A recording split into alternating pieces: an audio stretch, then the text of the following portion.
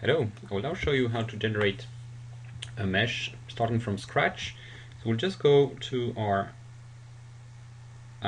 TWIST tool and wiki, and for that we'll just go on tiny URL, and then it's called it's called wiki FRW3. Alright, and from there we'll just search for the IDL tool. So there you will find all the information necessary to install and use that tool. So just follow that link, and I will just show you starting from what I have. So it's all installed, and I do have a license. So when you have an IDL license, you can just type IDL and launch it. Otherwise you just have to use IDL RT main, and it's explained here.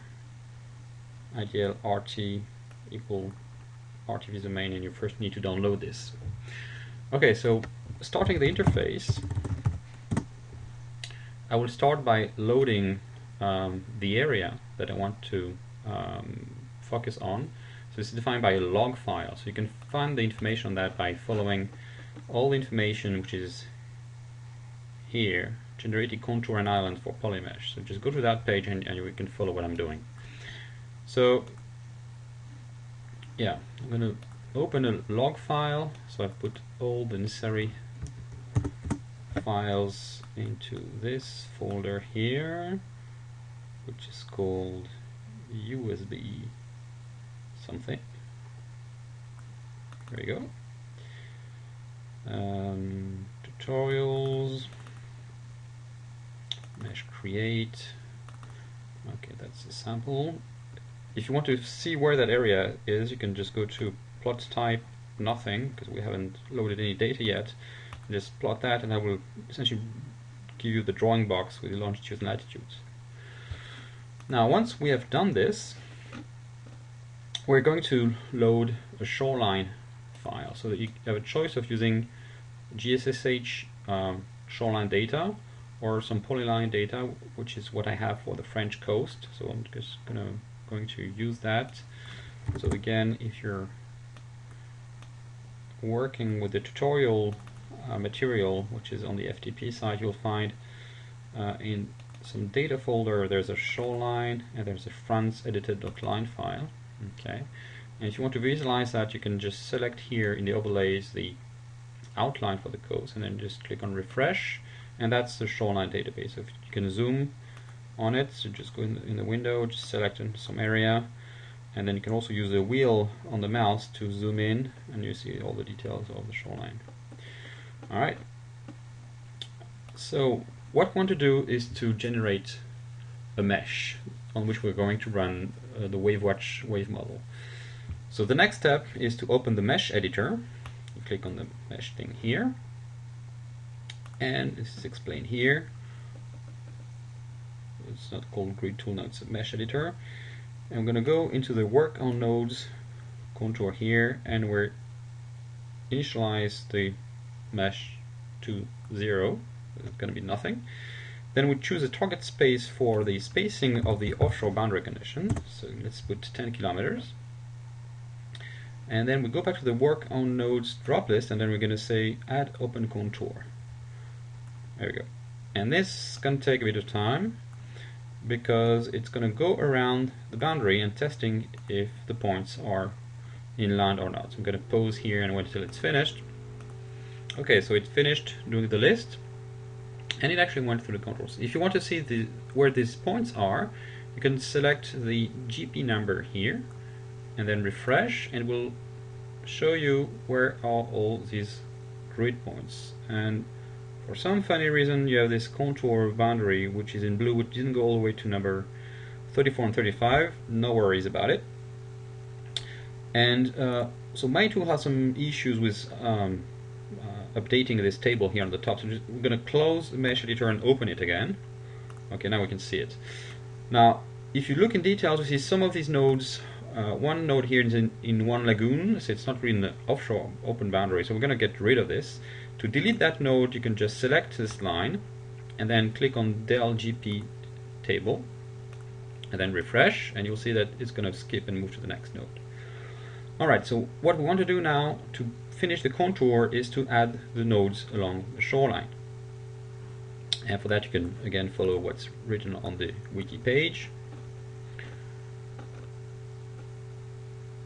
And basically we just need to select the target spacing along the shoreline. So let's say it's going to put 500 meters, it's going to be 0.5 kilometers. Okay, just don't forget to type enter when you've put the numbers.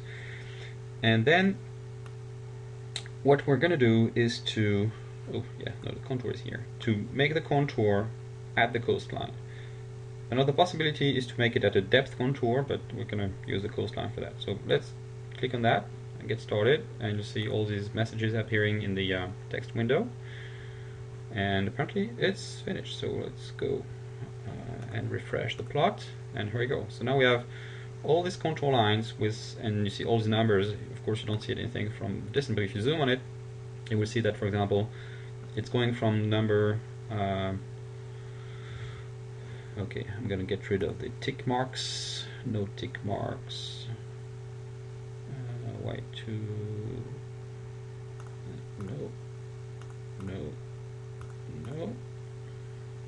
no, there we go.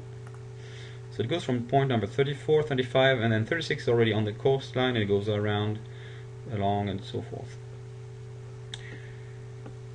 And you see the way it looks.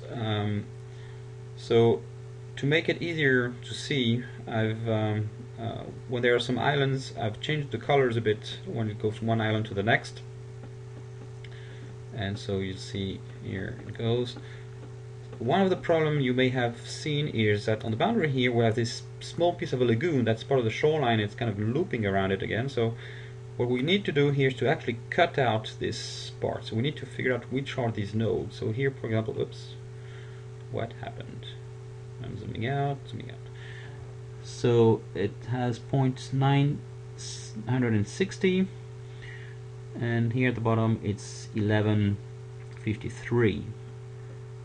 And so I have to check what are all these other nodes. So if you just pick node numbers, so it's number 910.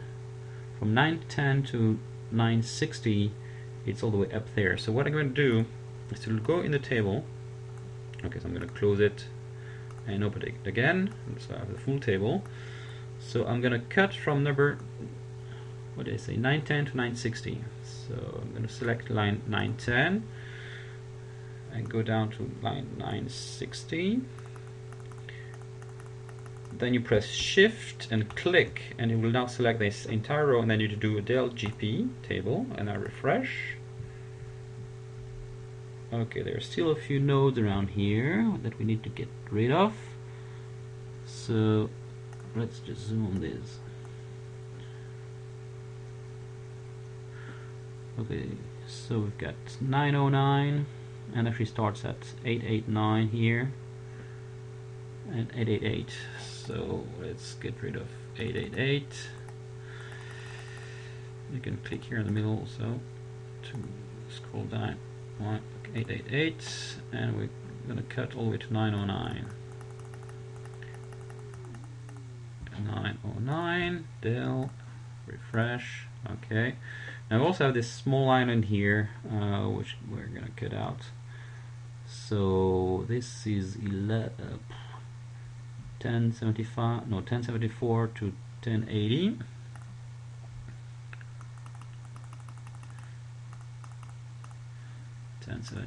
to 1080. Get rid of that. Oops. I did something bad because the numbers were changed and they didn't do a refresh. So I deleted something which I shouldn't have deleted. So then I can click on undo. Okay. Then we go back, and then okay, the numbers I have to delete is 1074 to 1080.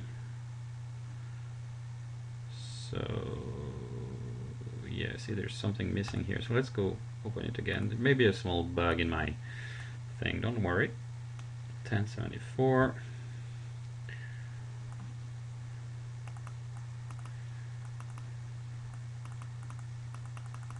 There we go, to 1080. Del. Now it's gone. Alright. Now if you zoom along the coast, you may find also some other things. So this, for example, this lagoon here in the Yer Peninsula, that's here counted as an island because the polyline from the shoreline doesn't have the identification of lakes and islands in lakes and so forth. So we actually need to cut these out also. So this one is from 1074 here to 1091, so I don't want to avoid these bugs again, so just close and open again. 1074 to 1091.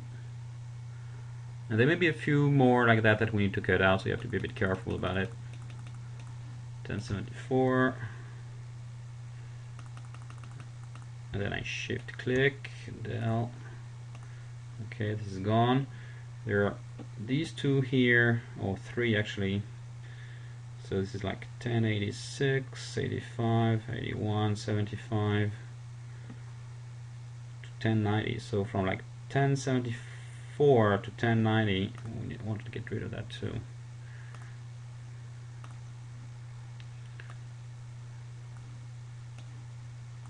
And actually, yeah, there's this 1093 here, which is isolated node. Very strange. So I said from 1074, yeah. So I'm gonna get rid of all the end of the table.